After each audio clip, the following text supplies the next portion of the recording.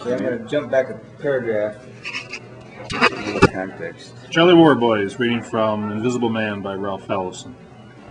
Okay. The point now is that I found a home, or a hole in the ground, as you will. Now don't jump to the conclusion that because I call my home a hole, it is damp and cold like a grave.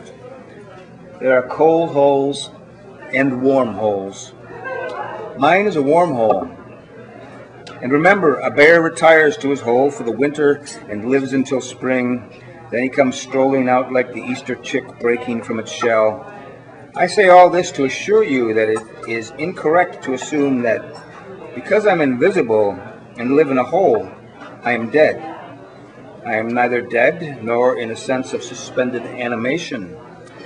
Call me Jack the Bear, for I am in a state of hibernation. My hole is warm and full of light. Yes, full of light. I doubt if there is a brighter spot in all New York than this hole of mine, and I do not exclude Broadway or the Empire State Building on a photographer's dream night. But that is taking advantage of you. These two spots are among the darkest of our whole civilization, pardon me, our whole culture. An important distinction, I have heard, which might sound like a hoax or a contradiction, but that, by contradiction I mean, is how the world moves. Not like an arrow, but a boomerang. Beware of those who speak of the spread of history. They are preparing a boomerang. Keep a steel helmet handy. I know. I have been boomeranged across my head so much that I now can see the darkness of lightness. And I love light. Desire light. Love light. But maybe it is exactly because I am invisible. Light confirms my reality, gives birth to my form. A beautiful girl once told me of a recurring nightmare in which she lay in the center of a large dark room and felt her face expand until it filled the whole room, becoming a formless mess while her eyes ran in bilious jelly up the chimney. And so it is with me. Without light, I am not only invisible, but formless as well. And to be unaware of one's form is to live a death. I, myself, after existing some 20 years, did not become alive until I discovered my invisibility. That is why I fight my battle with monopolated light and power. The deeper reason, I mean. It allows me to feel my vital aliveness. I also fight them for taking so much of my money before I learn to protect myself. In my hole in the basement, there are exactly 1,369 lights. I've wired the entire ceiling, every inch of it, and not with fluorescent bulbs, but with the older, more expensive to operate kind, the filament type. An act of sabotage, you know. I've already begun to wire the wall. A junk man I know, a man of vision, has supplied me with wire and sockets. Nothing, storm or flood, must get in the way of our need for light, and ever more and brighter light. The truth is the light, and light is the truth. When I finish all four walls, then I'll start on the floor. Just how that will go, I don't know. Then when you have lived invisible as long as I have, you develop a certain ingenuity. I'll solve the problem.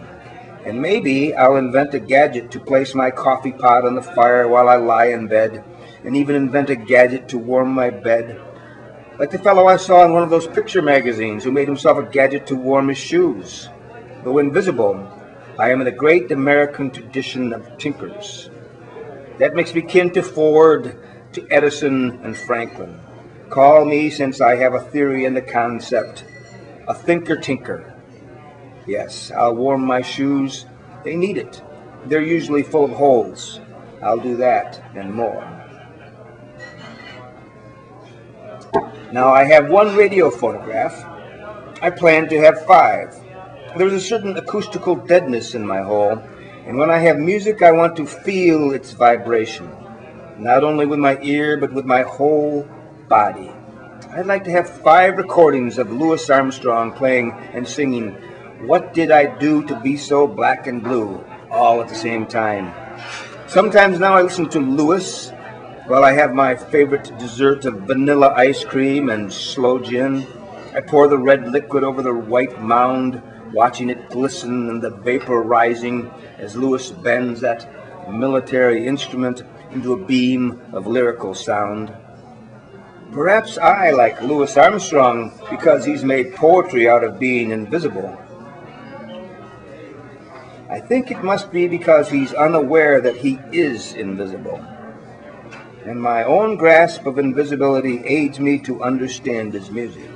Once when I asked for a cigarette, some jokers gave me a reefer, which I lighted when I got home and sat listening to my phonograph. It was a strange evening. Invisibility, let me explain, gives one a slightly different sense of time. You're never quite on the beat.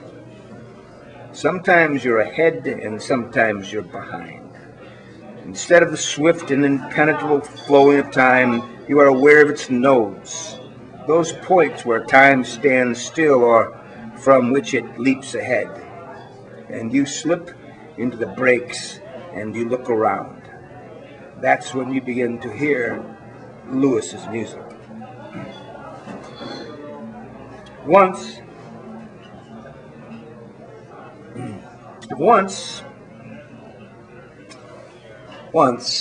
I saw a prize fighter boxing a yokel.